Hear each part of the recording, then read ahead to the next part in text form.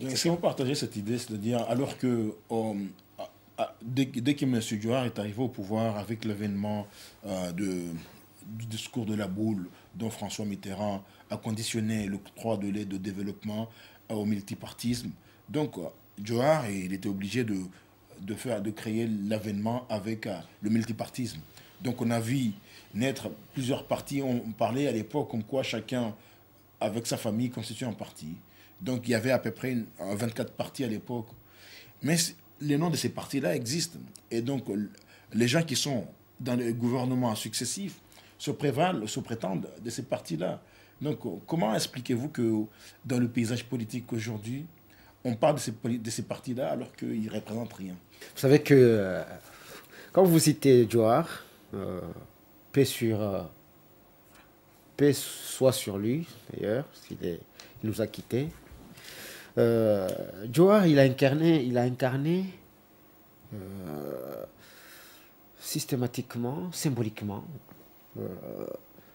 le, le symbole même de la démocratie aux Comores, bizarrement. Le père de la démocratie, Oui, comme on disait. bizarrement, parce que moi je ne suis pas tout à fait d'accord avec ces gens qui attribuent à M. Djouar cette fonction, dans la mesure où, quand on évoque le cas de la notabilité aujourd'hui, qui tue d'ailleurs aux Comores, dans toutes les décisions, que ce soit politiques, que ce soit des décisions communautaires, la notabilité, entre guillemets, bien sûr, notabilité. Ça a toujours existé même à l'époque d'Abdallah.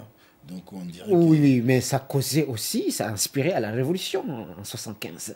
75 par Ali Swalihi, et qui n'a pas, qui d'ailleurs, qui a causé, qui a fait que, c'est une parenthèse, qui a fait que Ali Swalihi soit abattu après, parce que ça a été aussi l'un des arguments utilisés ou exploités par le président Abdallah, disant que, ben voilà, attendez, ben, je viens, je vous sauve, parce que lui, il ne veut pas vous voir, vous les notables, donc c'est à moi de venir sauver votre honneur. Donc ça a été un combat, en tout cas, très près à ça. Donc je voulais tout simplement montrer que Djouar a profité d'une situation, et c'est là ce qui est dommage, parce qu'un parti comme ça, bien, elle vient de l'évoquer, un parti comme le Front démocratique qui a été le seul, le premier à être structuré parce qu'il avait son idéologie. Lui n'a pas profité, après des années de lutte, de mercenariat, après des années de lutte, de combat, après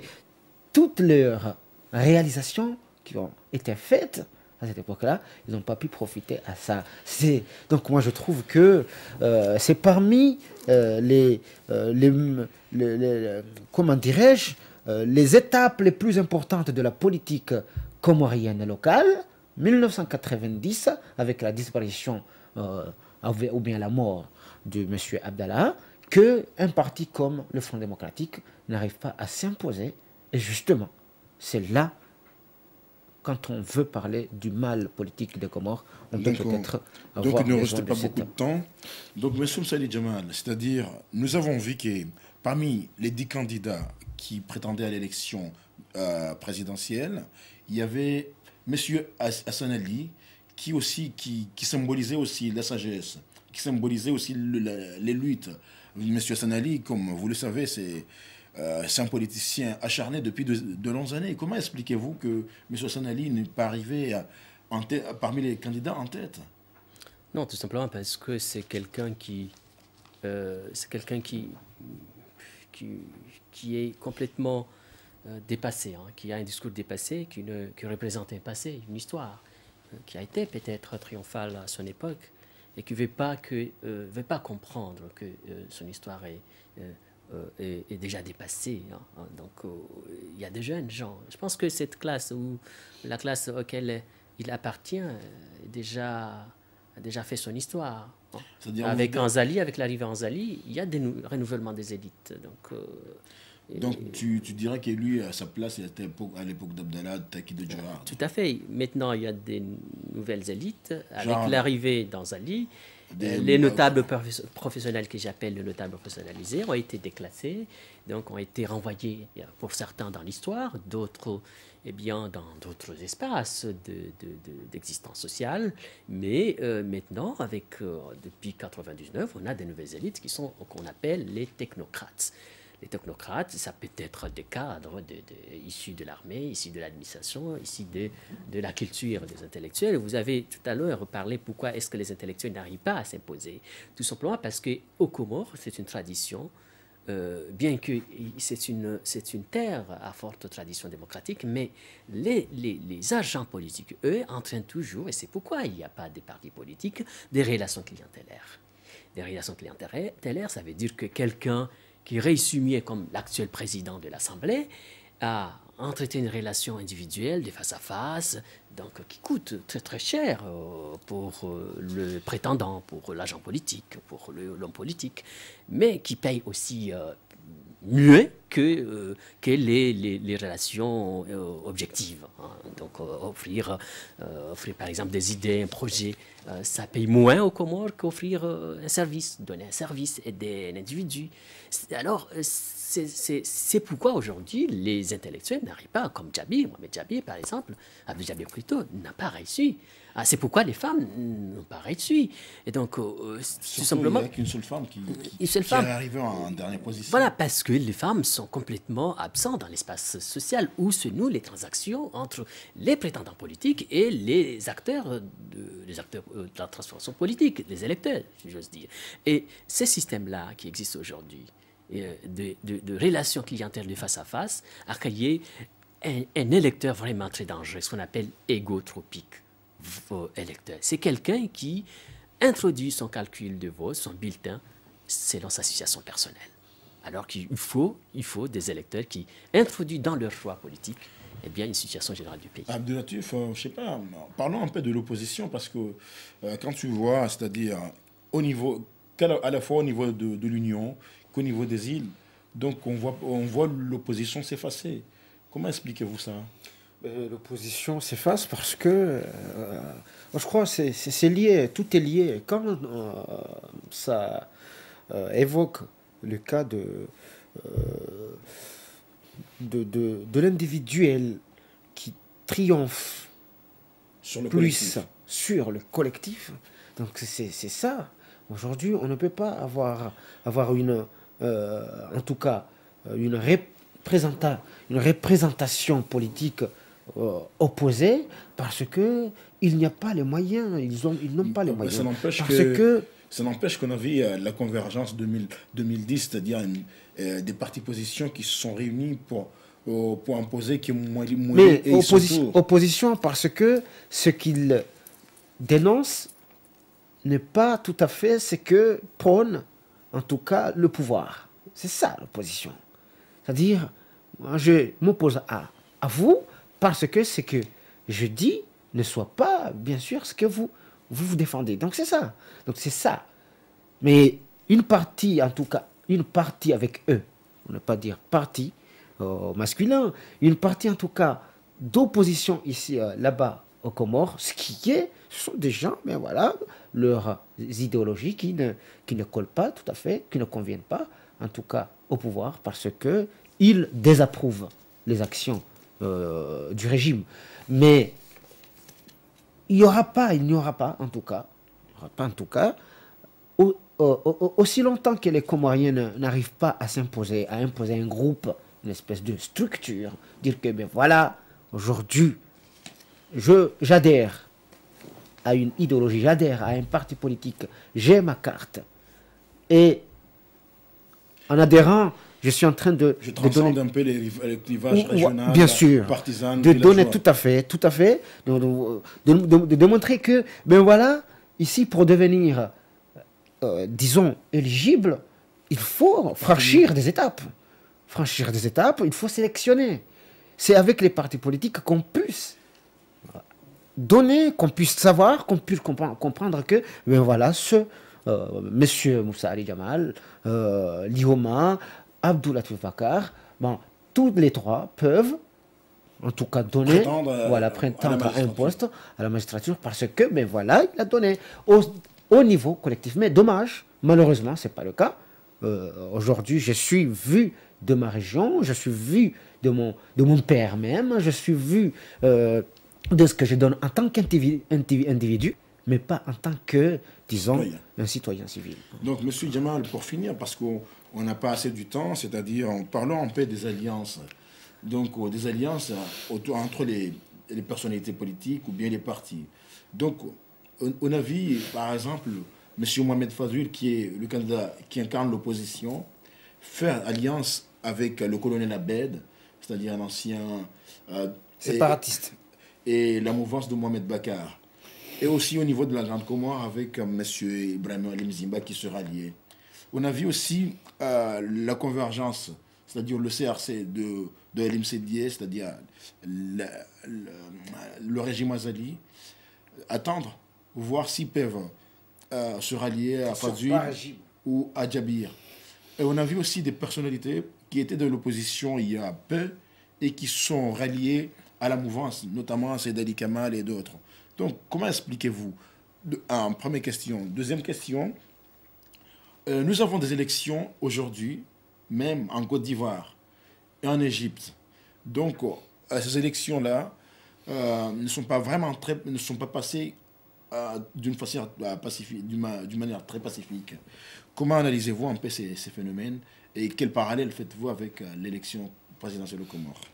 Non, je peux dire que voilà, ça confirme l'idée selon laquelle les Comores, c'est un pays à tradition démocratique. Jamais, en tout cas de mon vécu, j'ai jamais vu des conflits post-électoraux aux Comores. Et les élections se déroulent d'une façon toujours... toujours une contestation même. Il y a une contestation tout simplement parce que si les Comores est un pays démocratique, mais il n'y a pas, c'est une démocratie sans démocrate. Hein. Donc, les hommes politiques ne veulent pas jouer le jeu, hein, le fair play. Et justement, à ne pas jouer le jeu, contribue à défaire le jeu, donc contre leurs propres intérêts. Parce que c'est ça. Donc, on a vu Adam Smith, hein, ou Jean-Jacques Rousseau, que l'intérêt particulier naît de la poursuite par chacun des intérêts collectifs, de la satisfaction des intérêts collectifs satisfait l'intérêt particulier. Donc c'est ça l'idée générale. Donc à ne pas jouer le jeu, ils défendent l'espace dans lequel ils s'investissent ou pour lequel peut-être ils estiment tirer un réel profit d'existence réelle. Voilà, donc c'est ce que l'on peut dire, le rapport entre les élections au Comores, les élections qui se sont passées par exemple en Égypte, où on attend qu'il y a eu 3 morts. Un fils d'un candidat qui a été poignardé. Un fils d'un candidat indépendant qui a été poignardé, et 2-3 manifestants aussi en Côte d'Ivoire qui ont été tués donc, à la suite des élections. Ça, je pense que c'est une chance que l'on a, que l'on devrait préserver cette paix civile, cette tradition démocratique. Concernant les alliances. Concernant les alliances, mais je vais dire peut-être un mot sur ce qui s'est passé aujourd'hui en Égypte. Les frères musulmans, par exemple. Les frères musulmans ont remporté un réel succès, alors qu'on n'attendait pas. Pourquoi? Simplement parce que c'est un parti bien organisé qui a des lois, des cadres, donc de finances, qui ont créé des centres, des écoles partout, un peu partout. Et leur discours est entendu et audible devant les gens. Même s'ils sont interdits un peu par le régime actuel de Cela confirme le mérite que l'on peut donner aux institutions. Il faut qu'il y ait des institutions. Alors, en ce qui concerne les alliances, c'est un peu difficile parce que on ne peut pas analyser. Vous savez, aux Comores, puisqu'il n'y a pas de parti politique, bien entendu, les alliances se font par intérêt. Qu'est-ce que je vais tirer? Est-ce que je m'allie avec un tel candidat pour quel intérêt je peux avoir? Jamais, jamais, aucun candidat ne se demande pour qui je vais m'allier, au nom de quoi je vais m'allier. Mais pour quel intérêt je vais m'allier avec quelqu'un? Pas jamais. On a vu des partis politiques. On ne peut pas dire qu'il n'y a pas de partis politiques. Il y a par exemple le CRC. Il y a d'autres partis. Il y a le RIDJA, il y a d'autres. Mais on a vu aussi des alliances contre nature, des révolutionnaires qui sont avec des féodaux, ou bien des démocrates qui sont avec des gens. Donc voilà, comment expliquez-vous un peu que on n'arrive pas, c'est-à-dire l'opposition n'arrive pas à s'entendre désigner ce candidat. La preuve en est que il y a deux candidats de cette soi-disant opposition qui vont s'affronter à Ikililou. Donc vous voyez que ça allait jusqu'à ce point. Donc c'est incompréhensible. De voir que voilà, on a une opposition qui se représente. C'est parce qu'ils n'ont pas un projet ou bien ils proposent pas des idées. Parce que tout à l'heure on le disait bien, parce que tout est lié, parce que ce ne sont pas en tout cas des structures venant d'une réflexion commune, ou en tout cas d'une réflexion bien organisée. Parce que l'individualisme pèse sur le collectif. Donc je crois que ça tourne. Donc je voulais rebondir un tout petit peu sur la question du parallélisme politique qu'on peut faire de l'actualité politique en Côte d'Ivoire et les Comores. Moi je ne crois pas qu'il faut attendre beaucoup de choses, ou en tout cas avec intérêt, de ce lien, voire même tisser un lien entre l'actualité politique en Côte d'Ivoire et les Comores. Non pas parce que la Côte d'Ivoire c'est un pays immense, non, mais tout simplement parce que aujourd'hui le problème en tout cas souligné par les médias internationaux par rapport à cette actualité, c'est que on a deux présidents qui s'affrontent, un jugé idéologiquement différent de l'autre, et un autre jugé religieusement différent de l'autre, parce qu'il ne faut pas oublier ça. Vous parlez de Laurent Gbagbo et Alassane Ouattara, qui est lui du nord et l'autre du sud. Donc, mais il y a ça. Aujourd'hui, les journalistes, aujourd'hui les médias internationaux essaient de démontrer que voilà, ces deux hommes sont différents. L'un est musulman, soi-disant non pratiquant, l'autre, il est chrétien qui se cache, ou bien pas, ou bien il ne se cache pas. Donc tout ça, ça donne un impact peut-être demain. En tout cas, ça va décider de l'élection prochaine du deuxième tour. Donc, je ne crois pas qu'il y ait vraiment avec intérêt. Moi, je peux parler de... lien donc, on peut voir un peu le lien de 10 ans de crise, parce que la Côte d'Ivoire, ça fait 10 ans de crise. En même temps, les Comores, c'est 10 ans de crise. Non, la crise, mais ce n'est pas les mêmes crises. Il faut faire attention. Parce que la crise qu'on a vécue en Côte d'Ivoire, on ne peut pas comparer cette crise. La crise aux Comores, c'est une crise d'accord politique, avec le séparatisme, avec tout ce qui s'ensuit, mais ce n'est pas la même chose.